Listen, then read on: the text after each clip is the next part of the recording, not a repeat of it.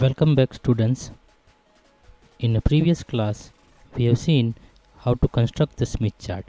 For obtaining the Smith chart, we have calculated the two typical circles, constant R circles and the constant X circles. And we have seen that if we will sum up or superimpose these two circles, then we will obtain the final Smith chart. So as you can see in this figure also that we have a set of circles of constant R values and we have a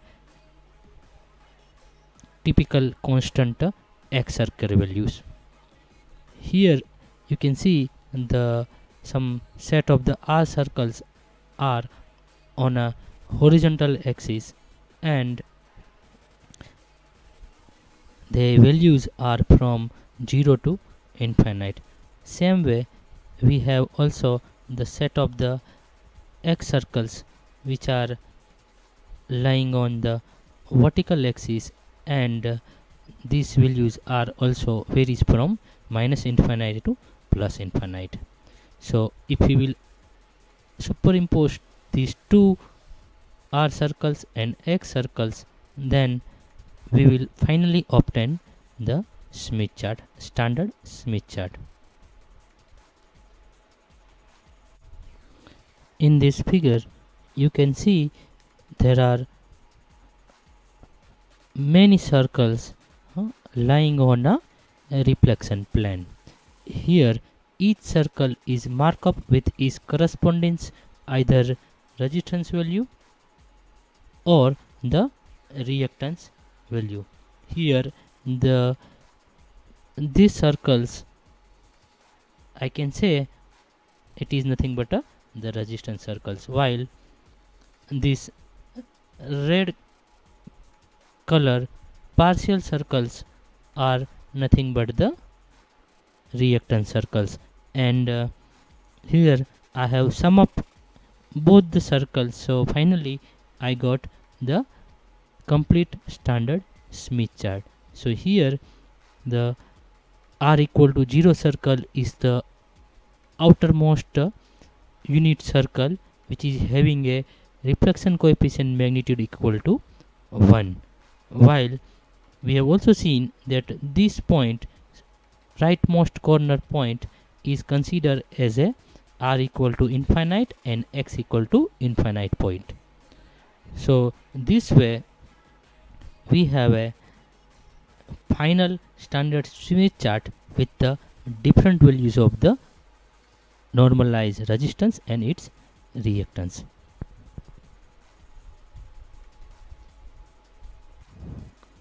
Before we actually see the actual standard Smith chart, let us first see the scales on the Smith chart. So there are three major scales around the Smith chart. So first of all, what is the use of these scales? So the scales are used to determine the distance from the load or generator either in a degree or wavelength. So we can see that the outermost circle is used to determine the distance from generator and in terms of the wavelength. So here this outermost circle, we can see that it is a moving towards generator scale, while the next scale that determines the distance from the load end in terms of the wavelength. So this circle or this scale can be considered as a moving towards load scale, while the innermost circle determines the angle of reflection coefficient. So it is in a degree. So these innermost circles can be used to determine the distance from the load or the generator. So we can see that as we want to find out the reflection coefficient at any point on the line, we can model the transmission line as this way. So here there is a transmission line. Transmission line is connected with the generator, which is having some internal impedance, and transmission line is also connected with some load ZL.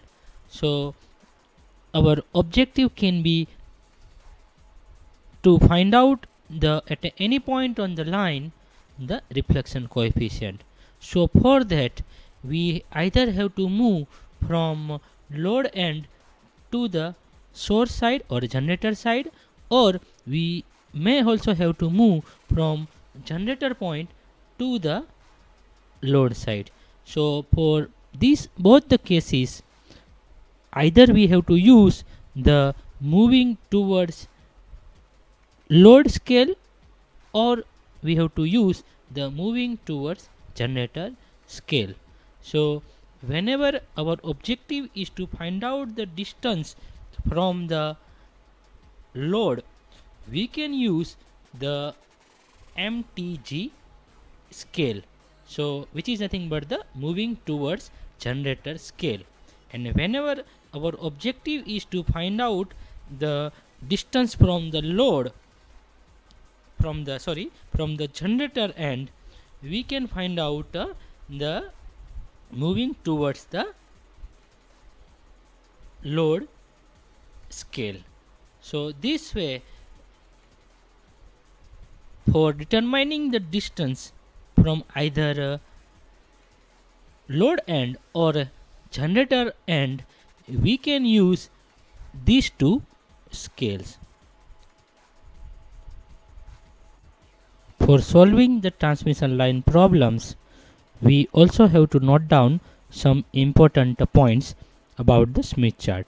So first point is that this PSC point on the chart, which actually express the short circuit point, because this point actually is nothing but the R equal the point at which the R equal to 0 and X equal to 0 intersect. So we can say that whenever there is a resistance equal to 0 and a reactance point is also 0, that point's load impedance will become 0. So we can say this PSC point as a short circuit point representation.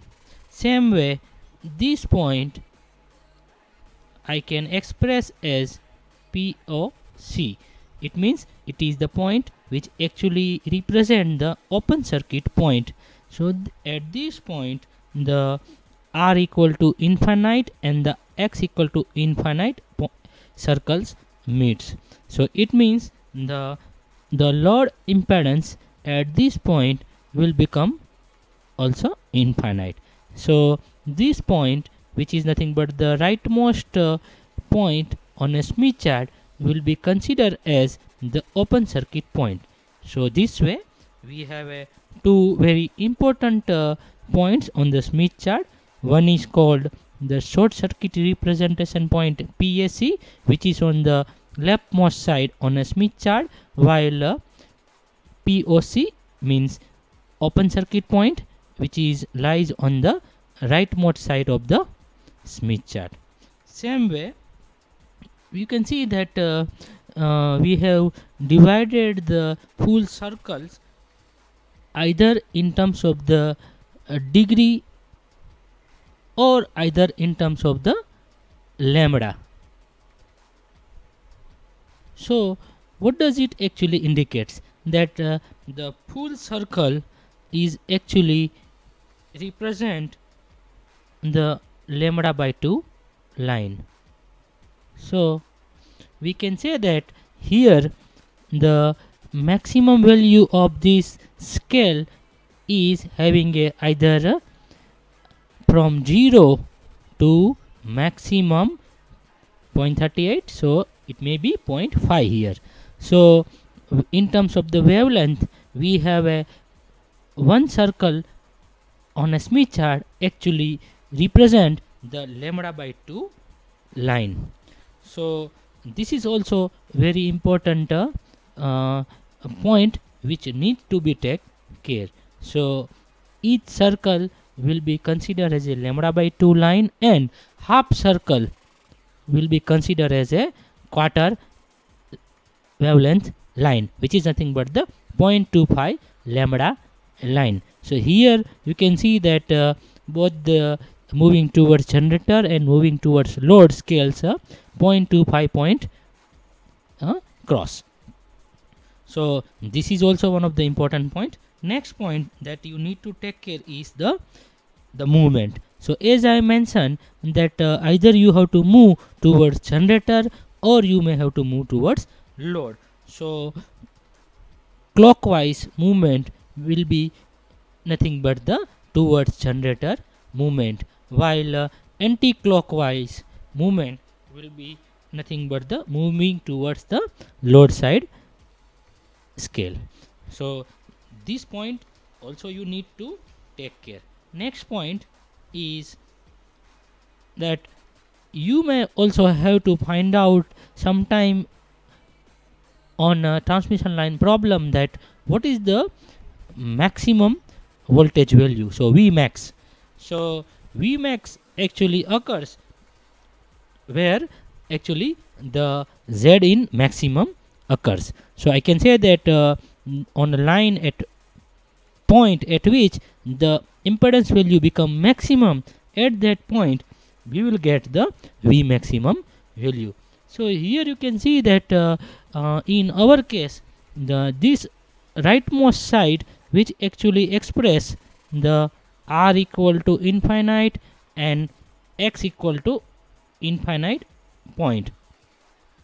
So this point we can consider as the maximum value of the Vmax value that may occur. So we can consider as this complete scale as Vmax scale. So we may obtain either maximum value at a rightmost side, or depending upon the problem we may get the any value lies on this positive half of that reflection coefficient line.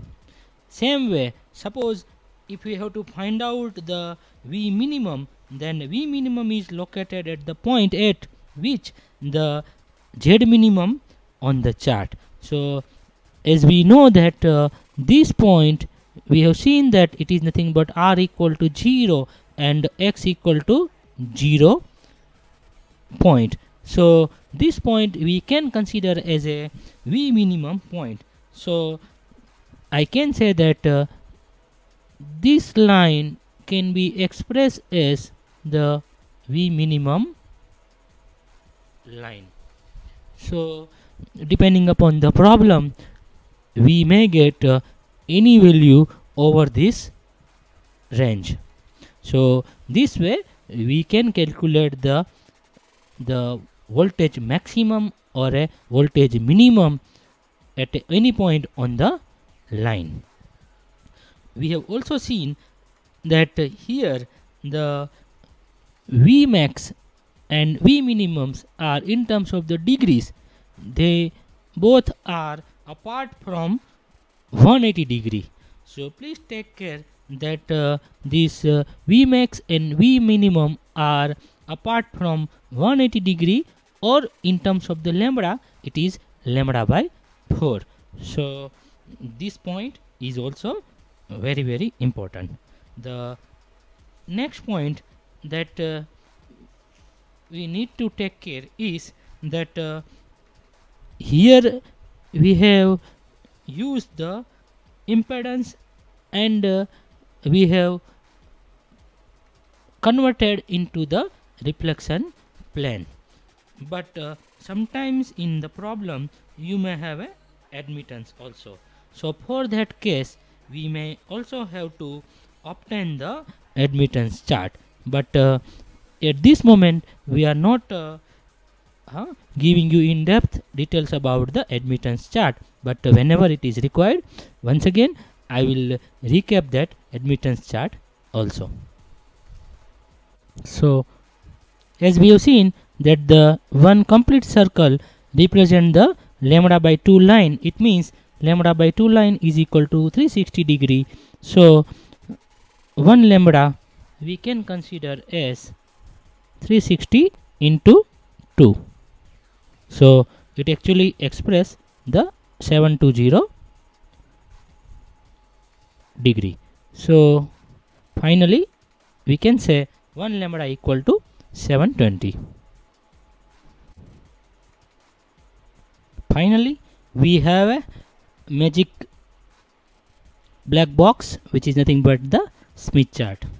So now you can see that the actual Smith chart looks so much complex, but if you have thoroughly understand the previous points about the Smith charts and how we have constructed the constant r and the x circles, then it will be very easy to understand the standard Smith chart. So as you can see that now there are constant r circles,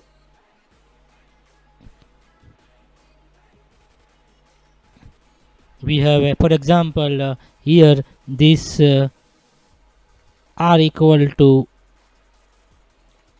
1. So this circle I have made is nothing but a r equal to 1 circle.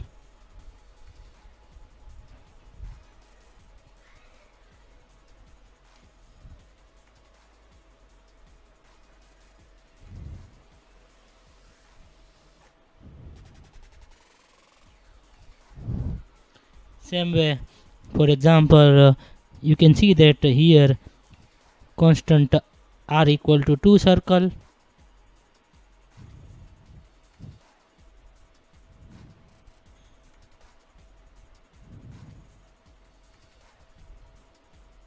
So you can see that now there are from range from r equal to 0 to r equal to infinite circle present on the Smith chart, which is lies on a horizontal axis.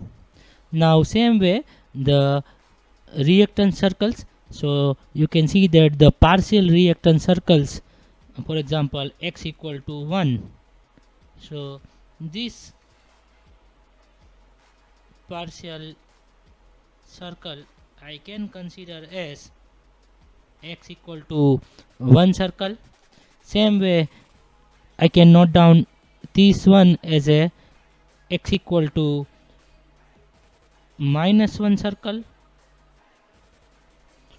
So as I already mentioned that the impedance either may have a positive or a negative reactance.